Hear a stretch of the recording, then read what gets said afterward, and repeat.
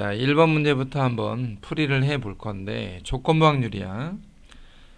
문제에 나와 있는 것처럼 PA와 PB가 주어지고 이렇게 조건부 확률이 하나 나와 있다 이거지. 그러면 일단 이것에 대한 계산 방법 정도는 알아야 되겠지?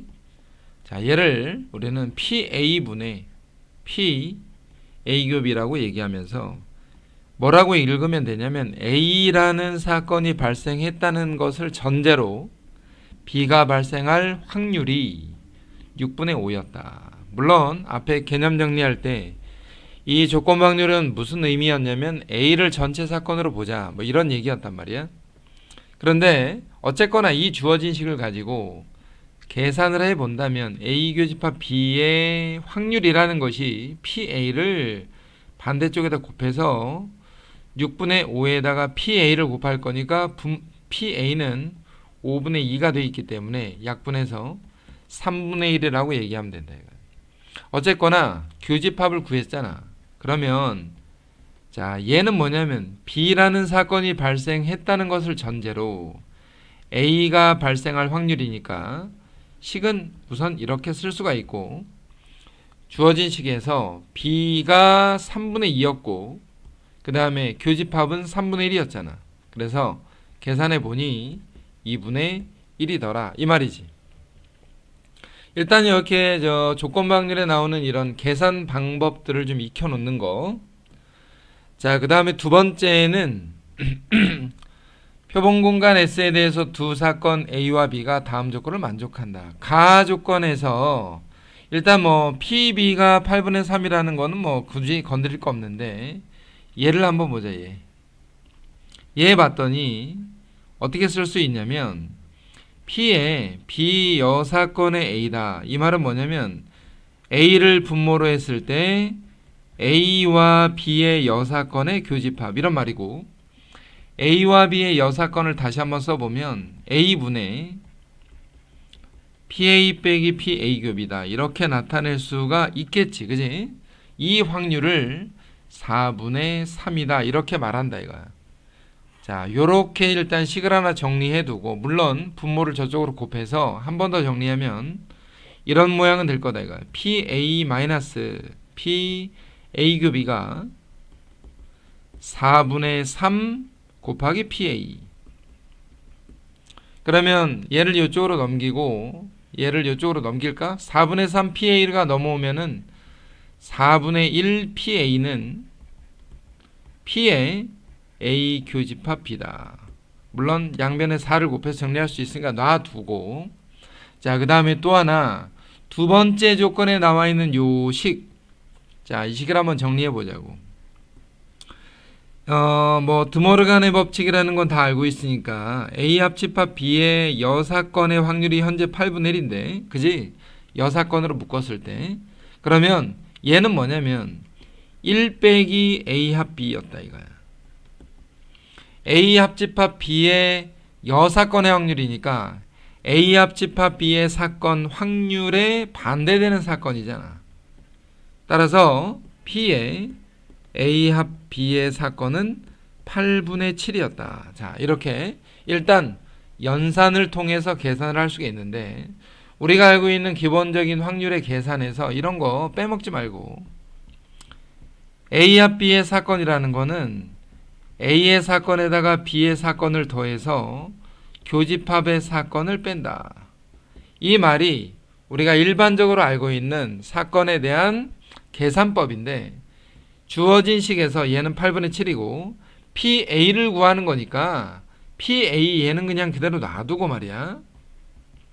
PB는 문제에 나와 있는 것처럼 8분의 3으로 바꾸고, A 교집합 B는 뭘로 바꾸냐면 4분의 1 PA로 바꾸겠다 이거야.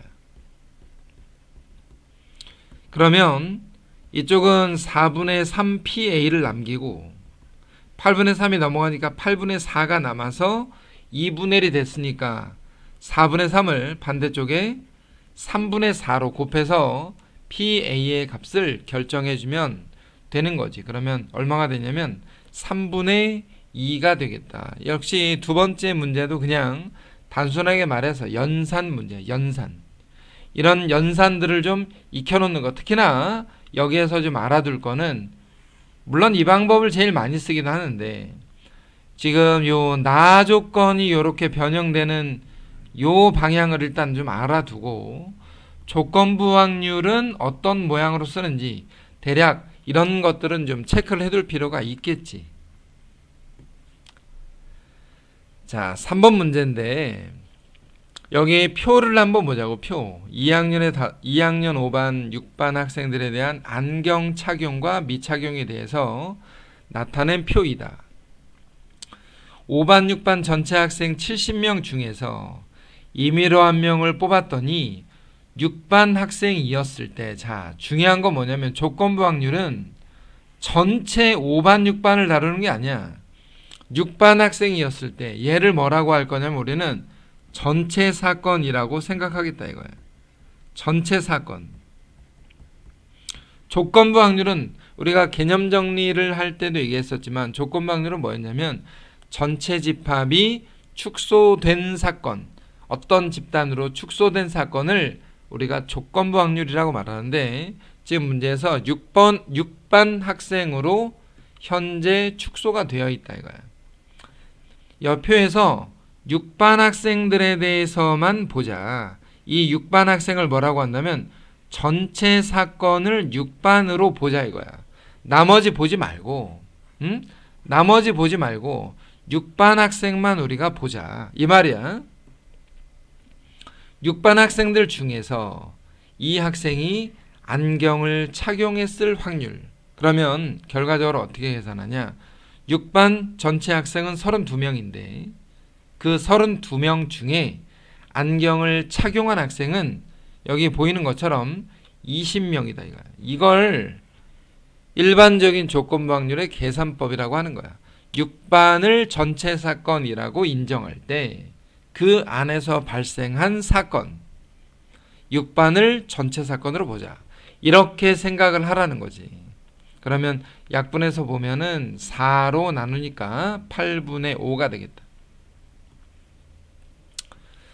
자, 4번 문제에서 남자 500명과 여학생 300명에 대해서 일본과 중국 수학여행을 가고 싶은 나라에 대해서 조사해봤다.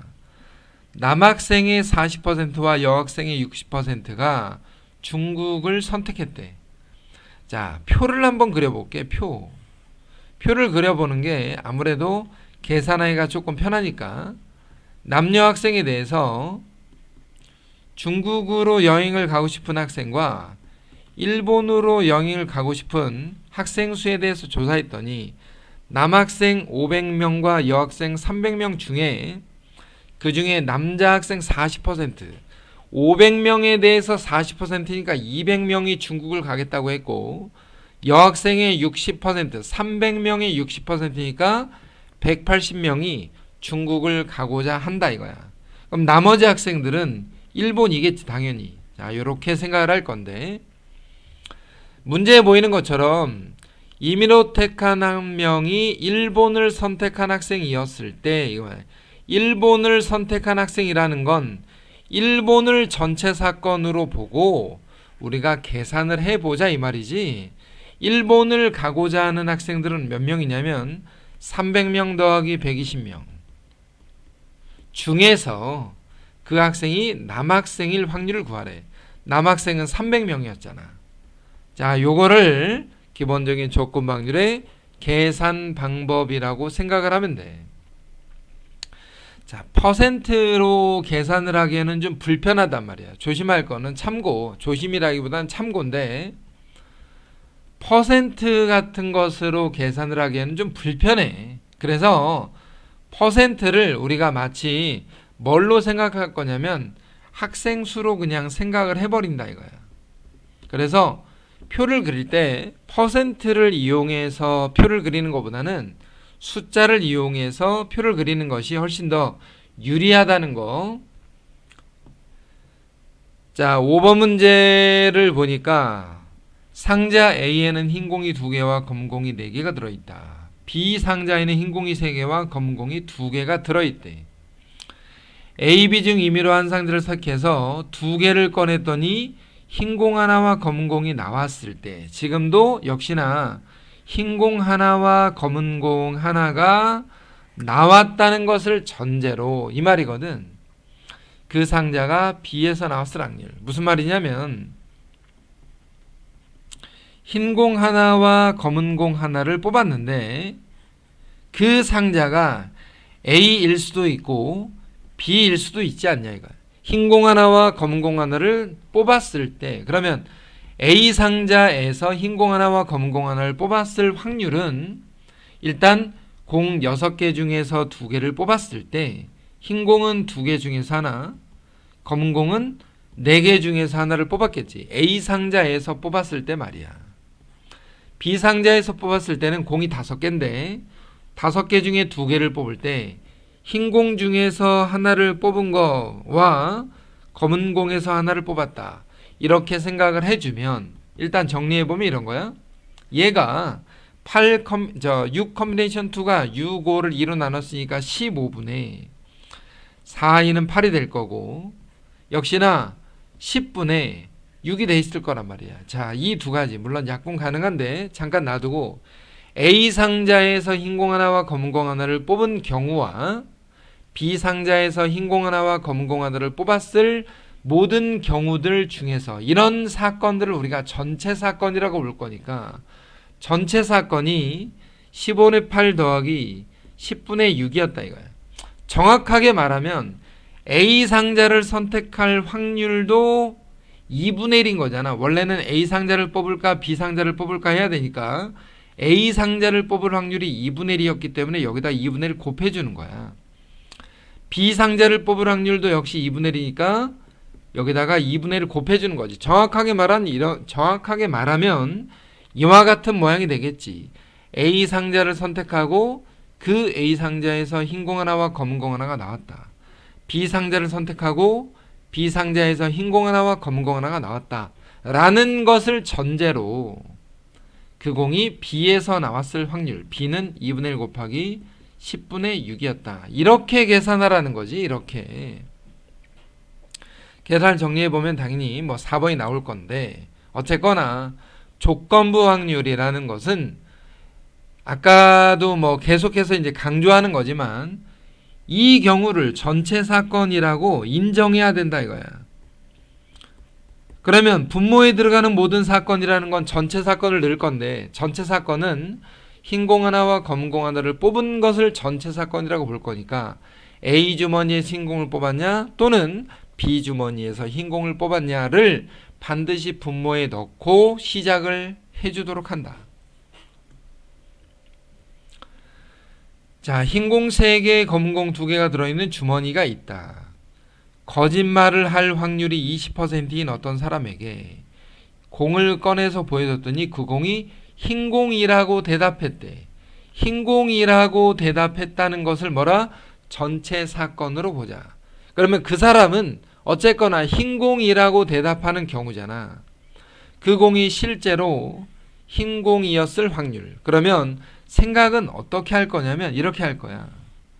실제로 흰 공을 꺼내서 보여줬는데 그 사람이 흰 공이라고 대답하는 경우와 또는 검은 공을 뽑아서 보여줬는데 이 사람이 흰 공이라고 대답하는 경우. 이건 대답이야. 대답. 그냥 글로 써보면 이런 거야. 이렇게 대답을 한 거야. 흰 공이라고 말을 했다 이거야. 근데 흰 공을 꺼내서 보여줬지만 흰 공으로 대답하는 경우 또는 검은 공을 뽑아서 보여줬지만 흰 공이라고 대답하는 모든 경우들 중에서 실제로 흰 공이었을 확률은 흰 공을 꺼내서 보여줬는데 흰 공이라고 대답하는 경우에 대한 확률을 계산해라 이 말이거든. 자, 공을 하나 꺼냈어. 근데 흰 공을 꺼냈다 이거야. 흰 공 5분의 3.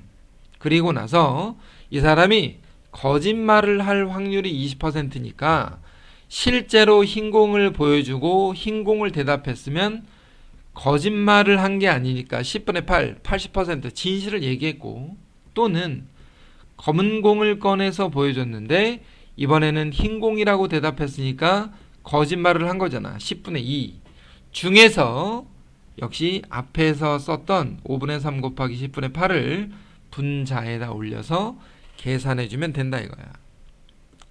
답은 3번이야, 그지? 자, 7번 문제에서 보니까 어느 컴퓨터 회사는 컴퓨터 1번과 컴퓨터 2번을 전체 판매량의 70%와 30%로 판매한다.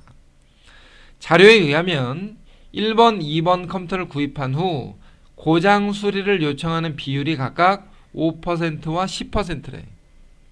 근데 구입한 소비자 중에서 임의로 한 명을 선택했을 때 고장 수리 요청을 했다면 그 제품이 두 번째 컴퓨터였을 확률을 구하래.